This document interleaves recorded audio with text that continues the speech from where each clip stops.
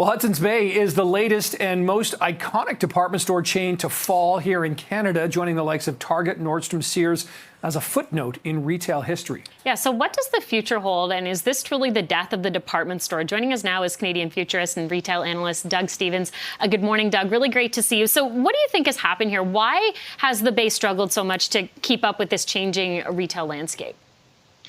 Yeah, well, I think you point already to some of the problems, and they're certainly not exclusive to Hudson's Bay. I mean, over the last few decades, we've seen the department store channel in particular really being challenged. And I think a lot of that goes to the fact that today, when consumers decide that they need something, their first stop is not a department store, it's the internet. And that has really cut into the revenues and profits of department stores. I think we've also seen a contraction of the middle class. We've seen a contraction of mid-tier brands and mid-tier shopping in the retail sector. And that has been problematic, certainly for Hudson's Bay.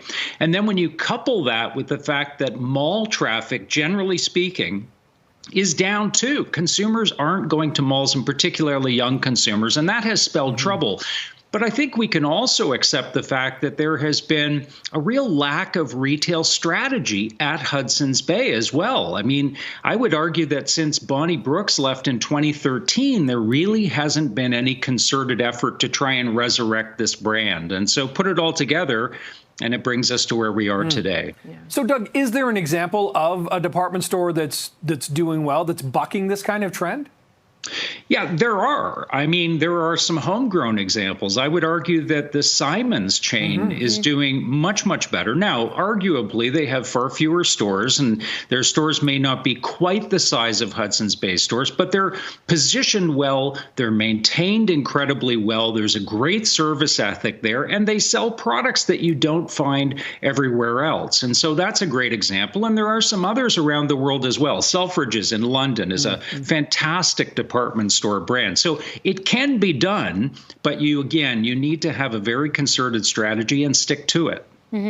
On your point on fewer stores, I mean, Nick and I were talking in the commercial break. It seems like with the Bay, they're kind of everywhere, right? In so many different malls, big malls, smaller malls in different communities. Do you think as they look to the future here, there's a chance that we could still see a couple of major stores and then the other one shut down? Is that a possibility?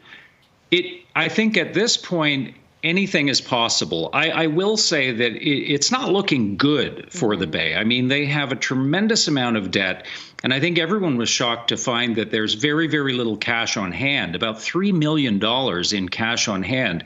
So they need a white knight. They either need someone to come to the table and offer them financing, which in this current environment is going to be difficult to find, or they need some other company. I even floated an idea over LinkedIn this weekend about the idea that, hey, what if Shopify were to buy Hudson's Bay and operate a marketplace within Hudson's Bay stores, kind of go back to the original Outpost idea with two Canadian brands coming together. So anything is possible. And yes, we could see the brand even just become an online brand that, Hudson's Bay just sells online without the impediment of physical stores. That's interesting, Doug. I also saw someone floating on LinkedIn an idea of just making the Bay just the source for just Canadian brands, making it really a truly iconic Canadian retailer.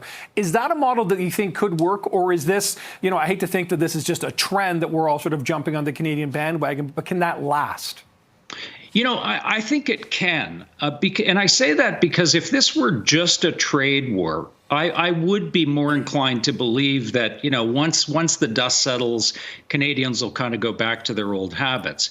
But, let's be clear. Our sovereignty is being threatened here. And so I think this has run very, very deep with Canadians. And I don't think that this is going to be something that is going to wash off very easily. In fact, it could be, we're looking at a generation of nationalistic buying. And that's why I say, a Canadian company like a Shopify or someone else coming to the table and saying, look, let's resurrect this Canadian icon and turn it back into a thriving enterprise that focuses, exactly as you say, on Canadian goods for Canadian consumers. Yeah, it would be so timely, and I'm sure there'd be a lot of support right now.